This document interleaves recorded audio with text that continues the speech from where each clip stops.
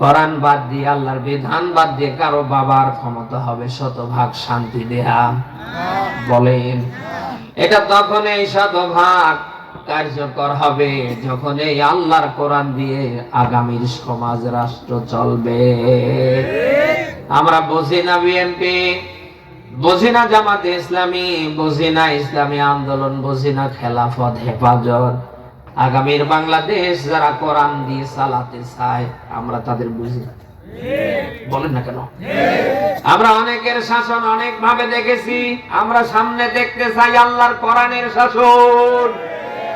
আপনি যদি নিজেকে মুসলিম দাবি করেন, নামের আগে মোহাম্মদ লিখে নামের শেষে হোসেন মিয়া রহমান লিখে আগা কেটে গরুর গোশত খেয়ে আপনি নিজেকে যদি মুসলিম ইমানদার দাবি করেন, আপনি কখনো এর বিরুদ্ধে যেতে পারেন? বলেন বলেন বলেন বলেন। হ্যাঁ, এর বিরুদ্ধে কথা থাকতে পারে। সংখ্যালঘু দাবি করছে যারা, তাদের যারা হিন্দু, যারা বৌদ্ধ, যারা খ্রিস্টান, অন্যান্য বিধর্মী যারা, তাদের আপত্তি থাকতে পারে। আপনার তো একটা পরিচয় আছে, আপনি মুসলিম, আপনার তো আপত্তি থাকতে পারে না। আল্লাহর বিধান দিয়ে সমাজ চলবে, রাষ্ট্র চলবে। মুসলমানের ভেতরে জন্ম নিয়ে যদি কারোর আপত্তি থাকে, ওর ব্লাড টেস্ট করে দেখবেন মুসলমানের রক্ত ওর ভেতরে নেই। মুসলমানের রক্তে পৃথিবীতে আসেনি। আপনি কথা কি শুনতেছেন? মুসলমানের জীবনের সংবিধান হচ্ছে আল্লাহর কোরআন। সেই কোরআন দিয়ে আগামীর দেশ চলবে, রাষ্ট্র চলবে। কোন মুসলমান বাধা হয়ে দাঁড়াতে পারে? বলেন। যদি কেউ বাধা হয়ে দাঁড়ায়, বুঝতে হবে ওটা মুসলমানের রক্তে আসে নাই, ওর রক্তের ভেতরে ভিন্নতা আছে। আশ্চর্যজনক হলেও সত্য, এই দেশে আমরা দেখতে পাচ্ছি কোরআনে কারিমের তেলাওয়াত দিয়ে মানুষ নামাজ আদায় করছে, একেবারে ফজর থেকে এশা, একেবারে ইশরাক আওয়ামিন তাহাজ্জুদ সহ। অথচ সেই কোরআন দিয়ে সমাজ রাষ্ট্র চালানোর ডাক দিলেই অনেকে গরম হয়ে যায়। বলে না কেন? এরকম মানুষ দেশে নেই। আপনি কোরআনের তেলাওয়াত দিয়ে নামাজ পড়েন, সেই কোরআনের সমাজ রাষ্ট্র গঠন করার কথা বললেই তখন আপনি রেগে যান কেন? আমারে বলেন তো। আপনি নামাজ পড়বেন কোরআনের তেলাওয়াত দিয়ে, আগামীর সমাজ রাষ্ট্র কোরআন দিয়ে পরিচালিত হবে, আপনি ওই পক্ষে হাত রাখতে চান না। তার মানে আমাদের আর বুঝতে বাকি নেই, আপনি মুসলিমও না, মুমিনও না, হয় আপনি কাফের নতুবা মুনাফিক। কাফের, মুনাফিক, মুশরিক যারা, ওরা কখনো চাইনি কিয়ামতের আগ পর্যন্ত, ওরা কখনো চাইবে না যে আল্লাহর বিধান দিয়ে সমাজ চলুক, রাষ্ট্র চলুক। কাফের, মুশরিক, মুনাফিকরা ভালো করে জানে আগামীর বাংলাদেশ যদি আল্লাহর বিধান দিয়ে চলে, আমরা যে জাতের জাত, আমরা যা করছি 24 ঘন্টায় দেশে আর চলবে না। বলেন না কেন? আমি আবারও বলছি, যারা কাফের, যারা মুশরিক, যারা মুনাফিক, এই তিন শ্রেণীর মানুষ বাদ দিয়ে আগামীর বাংলাদেশ আল্লাহর কোরআন দিয়ে চলবে। এর বিরুদ্ধচারণ কেউ করতে পারে না, সামনে পারবে না। মুসলমানের ঘরে জন্ম নিয়ে যারাই বিরুদ্ধচারণ করবে, হয় বুঝবেন ওটা মুশরিক, হয় মুনাফিক, নতুবা ওটা কাফের। মরে যাবার পরে অন্তত ওর জন্য গোসল, কাফন, ওর জন্য জানাজা, কবর কিচ্ছু দেওয়ার দরকার নেই। যদি পারেন ওরে পানিতে ভাসিয়ে দেন, নতুবা ওরে আগুনে পুড়িয়ে ফেলেন। যে লোকটা জীবন মুসলমানের ঘরে জন্ম নিয়ে আবু জেহেল, আবু লাহাব, আব্দুল্লাহ ইবনে উবাইর মতো সর্বাত্মক প্রচেষ্টা চালিয়েছে বাংলাদেশ যেন কোনোভাবে আল্লাহর বিধান দিয়ে না চলে, ওরা মরে যাবার পরে ওর কিসের জানাজা, ওর কিসের কবর? ওরে হয় পানিতে ভাসিয়ে দেবেন, নতুবা আগুনে পুড়িয়ে ফেলবেন। এরকম মানুষ তাই যশোরে নেই।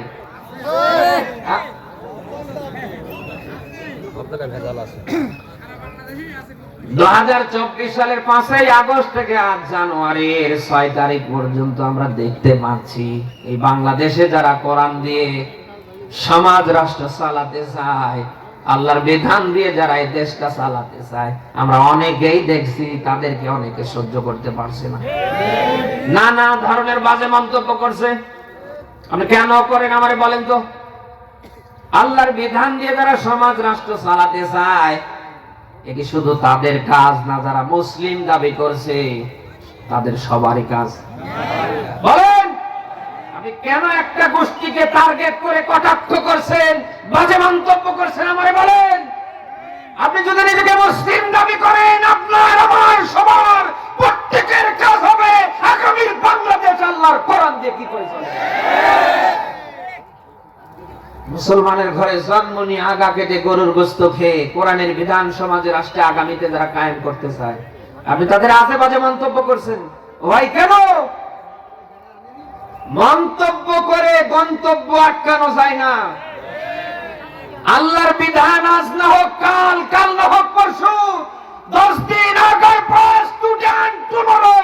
বাংলার জমিনে কায়েম হবেই হবে ইনশাআল্লাহ। কারো বাবার কারো বেটির ক্ষমতা হবে না আটকানো। কারণ যে ঘ্রাণ, যে সুবাস আমরা দেখতে পাচ্ছি ছড়িয়ে পড়েছে, এটাকে আটকানোর ঠেকানোর কারো বাবার ক্ষমতা নেই। যারা আটকানোর ঠেকানোর চেষ্টা করবে ওদেরকে জনমের মতো আল্লাহ একেবারে ঠেকিয়ে ফেলবে। এই 1.5 দশকের জালিমরা যারা ক্ষমতায় ছিল ভোট ছাড়া, ওদের ভোট লেগেছে? বলেন না কেন? কোন ভোট লেগেছে? ওরা সর্বাত্মক প্রচেষ্টা চালিয়েছিল ক্ষমতার চেয়ারে বসে। আল্লাহর বিধান সমাজে রাষ্ট্রে যারা কায়েম করতে চায় তাদেরকে চাপ দেয়ালের মাঝখানে বন্দী করে নির্মূল করতে পেরেছে? আপনি একটু শিক্ষা নেন না। সর্বাত্মক ক্ষমতার চেয়ারে মস্তকে বসে থাকবার পরেও কোরআনের রাজ কায়েমের কর্মীদেরকে তারা নির্মূল করতে পারেনি। আর আপনি তো সলিমুদ্দিয়ার কলিমুদ্দি। যারা এই 1.5 দশক মানুষের চোখে পড়িয়েছিল কালা চশমা, মানুষ দেখার পরেও না দেখার ভান করে 5 কাটিয়ে দিয়েছে। বলে না কেন? সর্বাত্মক শক্তি প্রয়োগ করে তারা এদেশে আল্লাহর বিধান দিয়ে সমাজ রাষ্ট্র যারা চালাতে চায় তাদের নির্মূল করতে পারেনি। আর এখন তো 24-এর 5-এর পরে এখন তো আর কারোর চোখে চশমা নেই। আছে চশমা? সব মানুষ দেখে ফেলছে। আর সেই জায়গায় এসে আপনি তাদের নামে উল্টা পাল্টা মন্তব্য করবেন। এদেশের মানুষ আর পাগল না, বোকা না। এদেশের মানুষ এখন আর এগুলি খায় না। অতএব নিজের যোগ্যতায় সামনে যাওয়ার চেষ্টা করেন।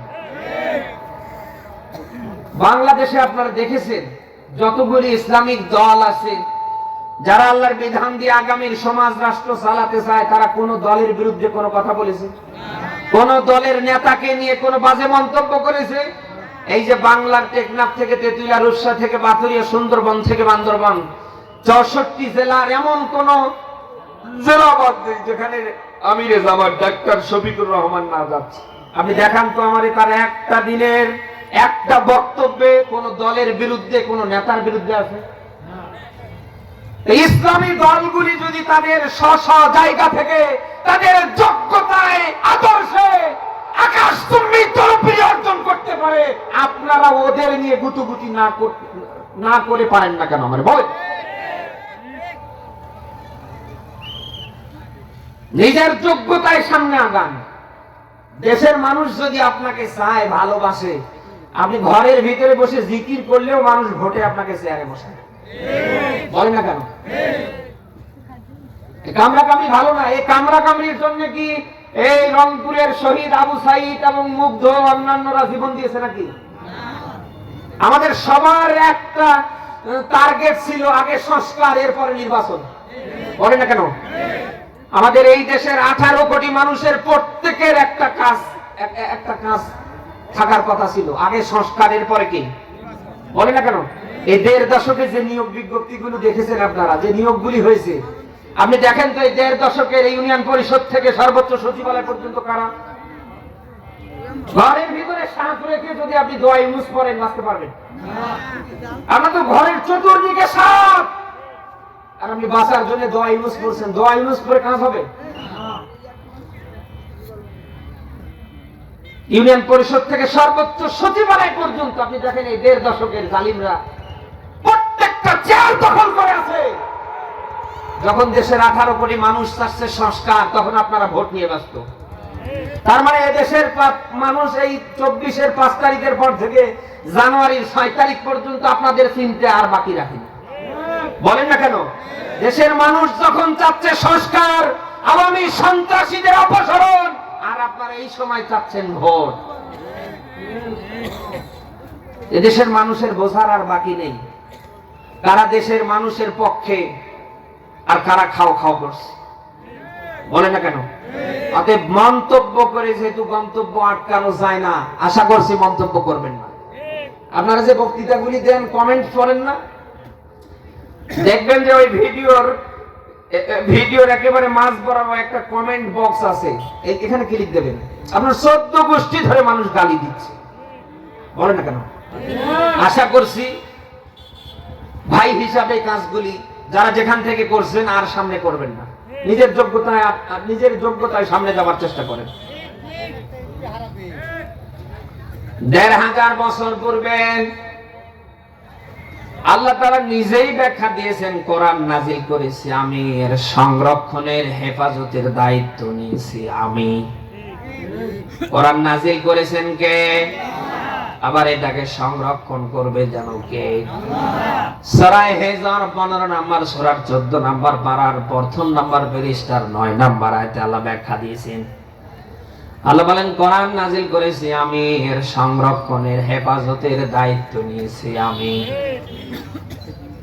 আগামীর এই বাংলায় যারা আল্লাহর কোরআন দিয়ে সমাজ রাষ্ট্র চালাতে চায়, তাদেরকেও হেফাজত করবেন যেন সবাই বলেন।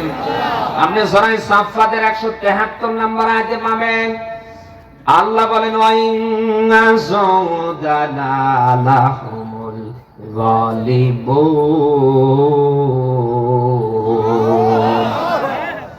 আল্লাহ বলেন, আমার বাহিনী যারা, আমার বিধান কায়েমের পক্ষে যারা, আমার দ্বীন প্রতিষ্ঠার পক্ষে যারা, আল্লাহ বলেন আমার এই বাহিনী, আমার এই কর্মীকে আমি আল্লাহ বিজয়ী করব।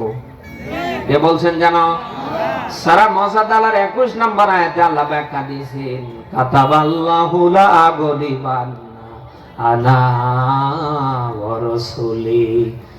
আল্লাহ বলেন আমি লিখে দিয়েছি, আমি আল্লাহ, আমার রাসূল, আমি আল্লাহ এবং আমার রাসূলের দল যারাই করবে তারাই বিজয়ী। কে বলছেন? কোরআনের যত আয়াত আছে আপনি সব একটার পর একটা মিলিয়ে দেখবেন, জালিমের পক্ষে, কাফেরের পক্ষে, মুনাফিকের পক্ষে আপনি কোনো কথা পাবেন না। এই যে ভাই, এই ভাই, এটা কি আওয়ামী লীগের লোক নাকি? এই যে ভাই, এই ভাই,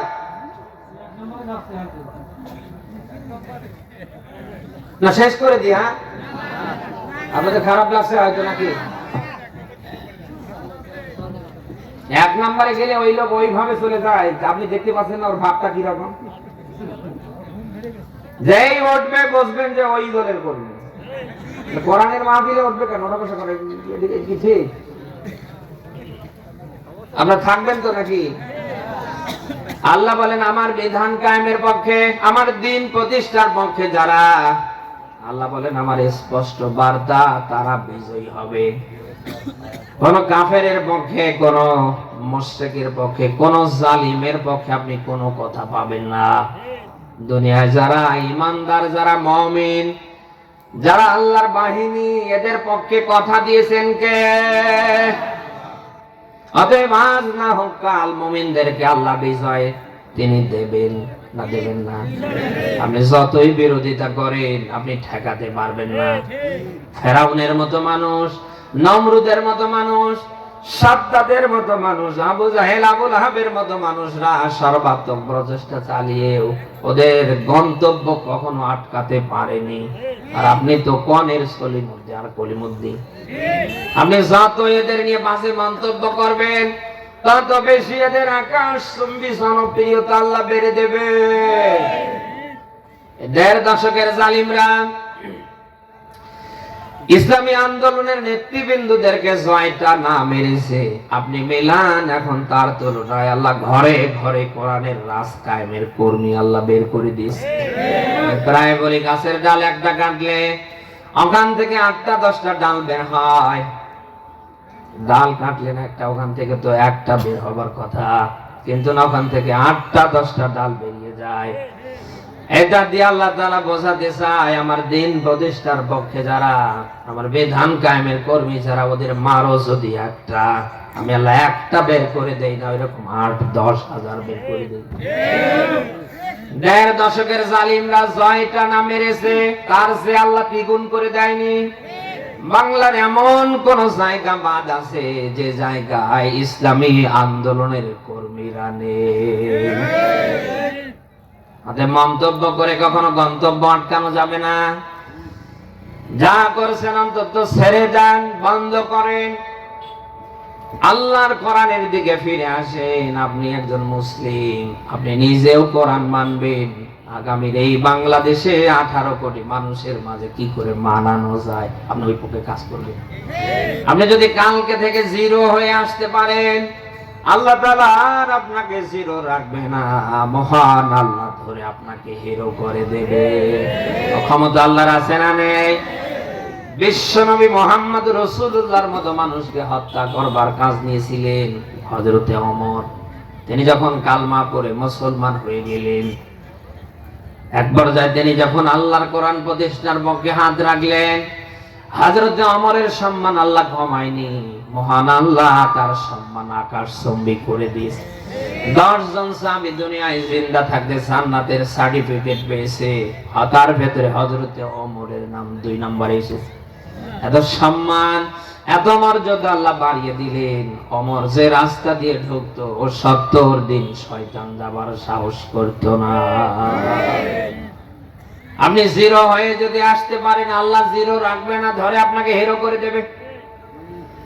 কিয়ামতের কঠিন মুসিবতের দিন যখন কায়েম হবে, নবীজি বলেন এই কোরআন কারোর পক্ষে যাবে, আবার কারোর বিপক্ষে যাবে। দুনিয়ায় যারা আজ কোরআনের বিরুদ্ধাচরণ করছে, এই কোরআন কিয়ামতে তাদের বিরুদ্ধে যাবে, তাদের নামে মামলা দেবে। এই কোরআন কিয়ামতে যদি কারোর বিরুদ্ধে চলে যায়, তার নামে যদি বাদী হয়ে মামলা দেয়, আপনার কোন আব্বা আছে বাঁচাবে? আমারে বলেন, বলেন। নবীজি বলেন আল কোরআন হুজ্জাতুল লাকা ওয়া আলাইক। এটা কারোর পক্ষের দলিল হবে, আবার কারোর বিপক্ষের দলিল হবে। আমাদের এটা পক্ষের দলিল না হয়ে যদি বিপক্ষের দলিল হয়, আমাদের বাঁচার কোনো উপায় আছে? অতএব যা করছেন একটু ঠান্ডা মাথায় চিন্তা ভাবনা করে দেখেন, আল্লাহর কোরআন দিয়ে আপনার জীবনের সবকিছু হচ্ছে কিনা। যদি না হয়, কালকে থেকে শুরু করেন, না হলে আপনার দুনিয়াও শেষ হবে, আপনার আখিরাতও শেষ হবে। কোরআন আল্লাহর কিতাব, এটা যদি আপনি দুনিয়ায় আঁকড়ে ধরতে পারেন, একদিকে আল্লাহ আপনাকে দুনিয়ায় শান্তিতে রাখবে, অপরদিকে আখিরাতে আল্লাহ নাজাতের ব্যবস্থা করে দেবে। আজ মুসলমানের ঘরে জন্ম নিয়ে আগা কেটে জন্মের গরুর গোশত খেয়ে আমরা মুসলমান দাবি করছি। মিলান আমাদের ব্যক্তি, পরিবার, আমাদের সমাজ, আগামীর রাষ্ট্র চলবে আল্লাহর কোরআন দিয়ে, ওই পক্ষে আমরা নেই। আপনি যতই নামাজ পড়েন, রোজা রাখেন, আপনি যতই হজ উমরা করেন, যতই ভালো কাজ করে মরে যান, আল্লাহর বিধান দিয়ে আগামীর সমাজ চলবে, রাষ্ট্র চলবে, যদি আপনি হাত রাখতে না পারেন, আপনার নামাজে, রোজায়, হজ উমরায় কোনো কাজ হবে না। নবীজি বলেন আল্লাহর বিধান কায়েমের পক্ষে কারোর যদি ন্যূনতম হাত রায় না থাকে, ওটা মুনাফিক।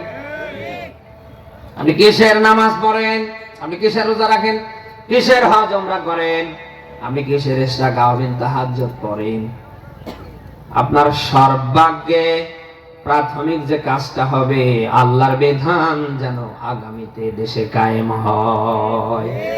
আমি আবারও বলছি, আল্লাহর বিধান দিয়ে সমাজ চলবে, রাষ্ট্র চলবে, যদি আপনি হাত রাখতে না পারেন, আপনি মুনাফিক, মরে যাবেন, ঈমান পাবেন না। কিয়ামতে আল্লাহ গুঁতো দিয়ে আপনাকে জাহান্নামের নিম্নতম স্তরে পৌঁছাবে। ১৫০০ বছর পূর্বে আল্লাহ ব্যাখ্যা দিয়েছেন, ইন্নাল মুনাফিকিনা ফিদ দারকিল আসফালি মিনান নার। আল্লাহ বলেন কিয়ামতে মুনাফিক যারা, এদের স্থান হবে জাহান্নামের সর্বনিম্ন স্তরে। আপনি কি মুনাফিক হয়ে মরে কিয়ামতে জাহান্নামের সর্বনিম্ন স্তরে থাকতে চান? না, কথা না বলে বুঝি কি করে? যা করেছেন ছেড়ে দেন, বন্ধ করেন, আল্লাহর কোরআনের দিকে ফিরে আসেন। এখনো সময় আছে। মরে যাবার আগে যদি আল্লাহর কোরআনের কর্মী হতে না পারেন, আল্লাহর কোরআন যদি নিজের জীবনে আপনি ধারণ করতে না পারেন, আমি বলছি আপনার দুনিয়াও শেষ হবে, আপনার আখিরাতও শেষ হবে। সে কোরআনের দিকে ব্যাক করার দরকার আছে না নেই? কখন মরে গেলে? হ্যাঁ, মরে গেলে নাকি এখন এই মুহূর্তে? কারণ সব কিছুর ওয়ারেন্টি গ্যারান্টি থাকলেও মরণের কোন ওয়ারেন্টি গ্যারান্টি। কত মানুষকে দেখতে পাই রাতের বেলা খেয়ে দিয়ে ঘুমিয়ে যায়, সকাল বেলা আর বিছানা থেকে উঠতে পারে না। রাস্তায় রাস্তায় মাইকিং চলছে, ইন্না লিল্লাহ, অমুকার নেই। আপনি আজ এখানে এসেছেন, এখান থেকে আপনি বাড়ি পর্যন্ত যেতে পারবেন। আগামীতে হয়তো আবার ওই রকম মাহফিলের আয়োজন হবে, আপনি আগামীবার এই মাহফিলে নিশ্চিন্ত আসতে পারবেন, কোনো গ্যারান্টি আছে? সব কিছুর ওয়ারেন্টি গ্যারান্টি থাকলে মরণের ওয়ারেন্টি গ্যারান্টি? ও ঘরে বেড়াচ্ছে, আল্লাহ বলবে ধর, গোটা যশোর জেলার মালিক হলেও আপনাকে আল্লাহ ছেড়ে দেবে না। এই মরণ যার কাছে একবার এসেছে সে আর ফিরে গিয়েছে। ওটা আপনার আমার সামনে যদি এসে যায়, আমি আপনি যেই হই না কেন, আর ফিরে যাবে না। আদেম সেই মরণ আসার আগে অন্তত আমরা নিয়ত করি, আমরা যেন আল্লাহর কোরআনের কর্মী হতে পারি। আমরা যেন সবাই আল্লাহর কোরআনের বিধান দিয়ে ব্যক্তি, পরিবার, আগামীর সমাজ, রাষ্ট্র চালার পক্ষে হাত রাখতে পারি। কারা পারব দেখি? লিল্লাহে তাকবীর। আল্লাহ জানাম কবুল করে। মরণ যদি কারোর সামনে আসে, সে যেই হয় না কেন, তাকে কিন্তু সামনে পেছনে আর ছেড়ে দেবে না। তার বাস্তব প্রমাণ বলছি। বাদশাহ সাদ্দাত 23টা রাষ্ট্রের স্বর্ণ মুদ্রা দিয়ে নিজের রেস্ট, নিজের আরামায়েশের একটা জায়গা বানিয়ে ফেললেন। আপনাদের মনে কষ্ট হচ্ছে, দুটো পয়সা কেন ভাই? আরে হারাইছে, হ্যাঁ সমস্যা নেই। 23টা রাষ্ট্রের স্বর্ণ মুদ্রা দিয়ে নিজের একটা রেস্ট হাউস বানিয়ে ফেললেন। উদ্বোধন করবে, ফিতা কাটবে, ঢুকবে, বিভিন্ন দেশ থেকে অতিথিরা এসেছে। ঠিক গেট বরাবর একজন সাদা পোশাকধারী মানুষ দাঁড়িয়ে আছে। বাদশাহ গেটের কাছে আসার পরে দেখছে সাদা পোশাকধারী একজন মানুষ। ডাক দিয়ে বললেন, কে রে তুই? কোথায় তোর বাড়ি? কে চাস? সাদা পোশাকধারী মানুষটা প্রত্যুত্তরে বললেন, বাদশাহ আমি কিচ্ছু চাই নাই, দেশেই আমার বাড়ি ঘর কিচ্ছু নাই, আমি আল্লাহর পাঠানো মালাকুল মউত ফেরেশতা আজরাইল, আমি এসেছি আপনার জান কবজ করতে। বাদশাহ সাদ্দাত দুইটা হাত সামনে বের করলেন আর ডাক দিয়ে বললেন, অন্তত আমাকে আমার রেস্ট হাউসে ফিতা কেটে ঢোকার সুযোগ দেয়া হোক। দিয়েছে নাকি? সাদা পোশাকধারী মালাকুল মউত আজরাইল ডাক দিয়ে বলেন, বাদশাহ একটা সেকেন্ড সময় আপনাকে দেবার মতো নেই, আল্লাহ পাঠিয়েছে এই মুহূর্তে আপনার জান কবজ করা লাগবে, শুধু হাত বের করতে দেরি। বাদশাহ সাদ্দাত পরে মরে যেতে দেরি না। ফেরাউনের জীবনী দাঁড় করেন। আজীবন মুসা আলাইহিস সালাম বারংবার দাওয়াত নিয়ে গিয়েছে। দাওয়াত কবুল করা তো দূরের কথা, কালমা পড়ে মুসলমান হওয়া তো দূরের কথা। এই দেখুন চোরের মতো পালাচ্ছে। এই ভাই, মানে কি যেন বিপদে, মনে হচ্ছে পানির মধ্যে সাঁতরাচ্ছে। মানে মুসা আলাইহিস সালাম আজীবন দাওয়াত দিয়েছেন। মুসা আলাইহিস সালামের দাওয়াত তো কবুল করেনি, কালমা পড়ে তো মুসলমান হয়নি, বরং মুসা আলাইহিস সালামকে জেলখানায় নেবার জন্য বারংবার টার্গেটে ছিলেন।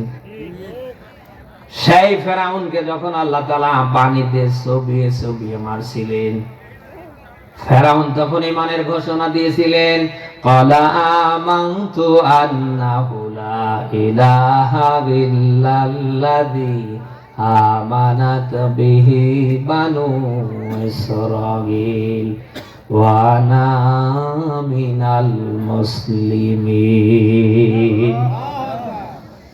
সূরা ইউনূসের 90 নম্বর আয়াত এটা।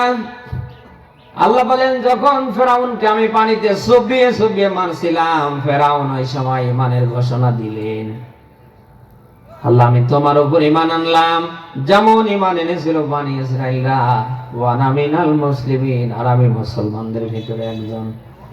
ফেরাউনকে কি আল্লাহ মরণ থেকে বাঁচিয়েছিলেন?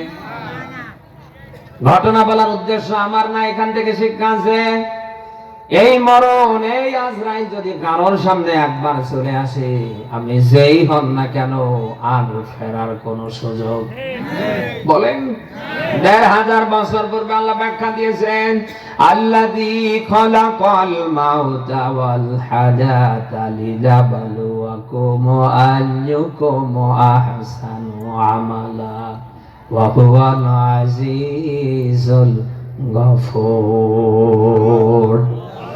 সূরা মুল্ক ৬৭ নম্বর সূরা ২৯ নম্বর পারার বর্ধন নাম্বার পৃষ্ঠার ২ নম্বর আয়াত। এটা আয়াতের দিকে খেয়াল করেন, আল্লাযী খালাকাল মাউতা ওয়াল হায়াতা।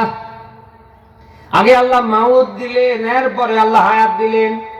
এখানে আলেম যারা আছেন তারা বুঝবেন, আয়াতটা এরকম হবার কথা ছিল, আল্লাযী খালাকাল হায়াতা, এরপরে ওয়াল মাউত। কিন্তু আল্লাহ তাআলা মাউতকে আগে দিলেন, হায়াতকে আল্লাহ পরে দিলেন। কারণ আছে না নেই? সব আলেমরা ব্যাখ্যা দিয়েছেন, আল্লাহ হায়াতকে পিছনে দিলেন, মাউতকে আগে দিলেন। আল্লাহ বোঝাতে চায়, পৃথিবীর মানুষ তুমি যেই হও না কেন, তামাম পৃথিবীরও যদি মালিক হয়ে যাও, তুমি মরবেই। কে বলছেন? আরো জোরে বলেন। যেহেতু মরণ থেকে বাঁচবার, রক্ষা করবার কোন পথ এখন পর্যন্ত কেউ আবিষ্কার করতে পারেনি, আমাদের মরা যেহেতু লাগবে, ওই মরণ সামনে রেখে আল্লাহর দিকে ফিরে আসার দরকার আছে না? আপনি যদি ফিরে আসতে না পারেন, আমি বলছি আপনি কিন্তু ব্যর্থ। আল্লাহ ভালো করে জানে পৃথিবীর একটা মানুষও পৃথিবীতে থাকবে না। যত সৃষ্টি আপনি দেখছেন, একটা সৃষ্টিও দুনিয়ায় থাকবে না। আল্লাহ জানে যে একটা বান্দা বান্দিও দুনিয়ায় থাকবে না। এরপরে আল্লাহ নিষেধাজ্ঞা দিলেন, ওয়ালা তামুতুন্না ইল্লা ওয়া আনতুম মুসলিমুন। সূরা আলে ইমরান ৪ নম্বর পারার ২ নম্বর পৃষ্ঠার ১০২ নম্বর আয়াতের শেষ অংশ দেখেন, আল্লাহ বলেন, ওয়ালা তামুতুন্না, তোমরা মরবে না, মরিও না। আল্লাহ কি জানে না আমরা মরবো? বলেন বলেন বলেন। আল্লাহ জানে আমরা মরবো, এরপর আল্লাহ বলছে তোমরা মরবে না, মরিও না। ইল্লা ওয়া আনতুম মুসলিমুন, মুসলিম না হয়ে। কে বলছেন? মুসলিম কাকে বলে? মুসলিম শব্দটি এসেছে ইসলাম থেকে। ইসলাম থেকে মুসলিম। ইসলাম শব্দের বাংলা অর্থ হচ্ছে আত্মসমর্পণ, সারেন্ডার। আপনি যখন নিজেই আল্লাহর বিধানের কাছে, আমার আল্লাহর কাছে আত্মসমর্পণ করবেন, আপনার আপনার বলে আর কিছু নেই, সব যখন আপনি আল্লাহর সামনে তুলে ধরবেন, যখন আপনি আল্লাহর বিধানের কাছে, আল্লাহর ক্ষমতার কাছে, আল্লাহর ইসলামের কাছে নিজেকে আপনি সুপর্দ করবেন, সারেন্ডার করবেন, আপনি তখন হবেন মুসলিম। কথা কি শুনতেছেন? মানুষ মনে করে মাথায় টুপি একটা রাখলে, ওর ওপর পাগড়ি, ওর ওপর জব্বা, বিশেষ করে আমরা জানি আগা কেটে আর গরুর গোশত খেতে পারলেই মুসলিম। এই আগা কেটে আর গরুর গোশত খেয়ে মুসলমান হওয়া যায়? আগা কেটে আর গরুর গোশত খেয়ে যদি আপনি মুসলিম দাবি করেন, যারা সংখ্যালঘু দাবি করছে অনেকের আগা কাটা আছে। আপনি যদি গরুর গোশত খেয়ে নিজেকে মুসলিম দাবি করেন, সংখ্যালঘুর ভেতরে অনেকেই গরুর গোশত খেতে ভালোবাসে। আমার বাস্তবতার একটা কথা বলছি, আমার এই ড্রাইভারের আগের এক ড্রাইভার নাম ছিল বাপ্পি। আমি নিজেও জানতাম না যে ও হিন্দু। আমার সাথে এমন মসজিদ মাদ্রাসা এমন কোন জায়গা বাদ নেই, আমিও যেখানে সেও সেখানে। আমি কি ও বসলে আর উঠতে চাইতো না? আমি তো ২-১ টুকরো কোন রকম খাবার পরে আর খেতে পারি না। দেখছি ও বসলে আর উঠতে চায় না। এই ড্রাইভার গাড়িতে আসার পরে ও আমারে বলছে, আগের ড্রাইভার কে আপনি চেনেন? বলছে না তো। নাম বাপ্পি ঠিক আছে, কিন্তু ও বাপ্পি না, বাপ্পি চন্দ্র রায়। মাথায় হাত দিয়ে চিন্তা করলাম, আল্লাহ আমার সাথে সারা বাংলাদেশের বিভিন্ন জেলায় গিয়েছে, কোনদিন দেখিনি বারণ করেছে এটা কিসের গোস্ত, গরু না দিয়েন না, বরং আমি যতটুকুন খেয়েছি তার চেয়েও ডাবল খেয়েছি। আপনি আগা কেটে গরুর গোস্ত খেয়ে মুসলমানের দাবি করতে পারেন না। আপনি তখন এই নিজেকে মুসলমান হিসাবে দাবি করতে পারবেন যখন আপনি আল্লাহর বিধানের কাছে, আল্লাহর আইনের কাছে, আল্লাহর ইসলামের কাছে নিজেকে আপনি সুপর্দ করে দেবেন। তার মানে আপনার ব্যক্তি জীবন, আপনার পরিবার, আগামীর রাষ্ট্র, আগামীর সমাজ যখন আল্লাহর বিধান দিয়ে চলবার মতো একটা পরিবেশে আপনি হাত দেবেন, তখন দাবি করতে পারেন আপনি মুসলিম। আর আন্দাজে আমরা বলি যে আগা কাটলে আর গরুর গোশত খেলেই মুসলিম হয়েছে, কে বলেছে আপনাকে? আল্লাহ নিজেও জানেন পৃথিবীতে কোন মানুষ চিরদিন থাকবে না। এরপরে আল্লাহ বলছে, বান্দা তোমরা মরবে না, মরিও না মুসলিম না হয়ে। কথা কি আপনারা শুনতেছেন? এখন সেই আল্লাহর দিকে আমাদের ফিরে আসার দরকার আছে না নেই? যা করেছেন ছেড়ে দেন, বন্ধ করেন। আপনার অপরাধ যদি পাহাড় পর্বতের সমান হয়, আল্লাহর ক্ষমা তার নিচে না তার উপরে। আপনি আমি অপরাধ করতে ভালোবাসি, ক্ষমা করতে ভালোবাসে। অপরাধ করা আপনার আমার কাজ, ক্ষমা করা কার কাজ?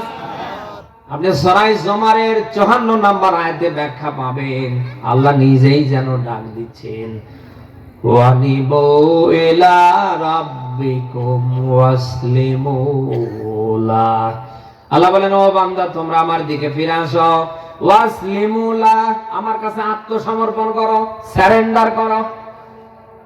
যা করেছো অসুবিধা নেই, এখনো যদি তোমরা আমার কাছে সারেন্ডার করতে পারো, ভুল স্বীকার করতে পারো, আল্লাহ এতদিন যা করেছি, ভুল করেছি, আর করব না। আল্লাহ বলেন, ও বান্দা তোমরা যদি আমার দিকে ফিরতে পারো, আমার কাছে সারেন্ডার করতে পারো, নিজের অপরাধগুলি তুলে ধরতে পারো, আমি আল্লাহ বলছি তোমার জীবনের কোনো অপরাধ রাখবো না, সব অপরাধ আমি আল্লাহ মাফ করে দেব। আমাদের আদি পিতা আদি মাতাকে আল্লাহ জান্নাতে থাকার ব্যবস্থা করে দিলেন। আল্লাহ তাআলা একটা গাছকে বাউন্ডারি বানিয়ে ফেললেন। আল্লাহ নিজেই নিষেধাজ্ঞা দিলেন, লা তাকরাবা হাযিহিস শাজারা, ওই গাছের নিকটবর্তী হবে না। এটা তোমাদের জন্য একটা বাউন্ডারি, একটা এরিয়া। এই যে 500, 400, 300 গজ দূরেই ভারতের ইন্ডিয়ার বর্ডার। বর্ডার কার কাটা না বলে না কেন? এটা কি আমাদের জন্য একটা এরিয়া না, বাউন্ডারি না?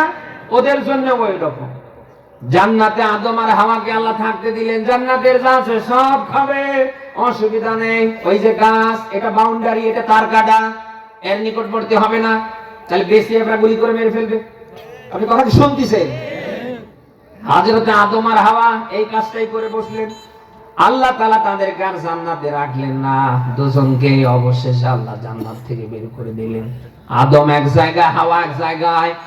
দীর্ঘদিন কান্নাকাটি করবার পরে ওরা দুইটা কথা আল্লাহরই বলছিলেন। কয়টা? বলেন। এমন কোন নামাজ বাদ নেই, এমন কোন দোয়া বাদ নেই যে দোয়াতে ওই দোয়া না পড়া হয়।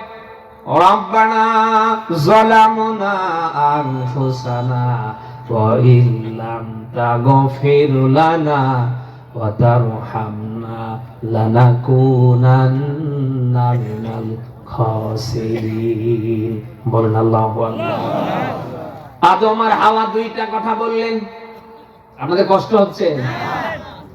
রব্বুল আলামিন আমরা আমাদের নফসের উপরে শয়তানের ফেরে পড়ে আমরা নিজেরাই নিজেদের উপরে জুলুম করেছি। এই মুহূর্তে ওয়াইল্লাম তাগফির লানা, তুমি যদি আমাদের মাফ না করো, ওয়াতারহামনা, আমাদের উপরে দয়া না করো। কয়টা কথা বলেন বলেন? আল্লাহ নিজেরাই আমরা নিজেদের উপরে জুলুম করেছি। এখন এই মুহূর্তে তুমি যদি আমাদের মাফ না করো, আমাদের উপরে যদি দয়া না করো, লানাকুনান্না মিনাল খাসিরিন, আমরা ক্ষতিগ্রস্ত হয়ে যাব।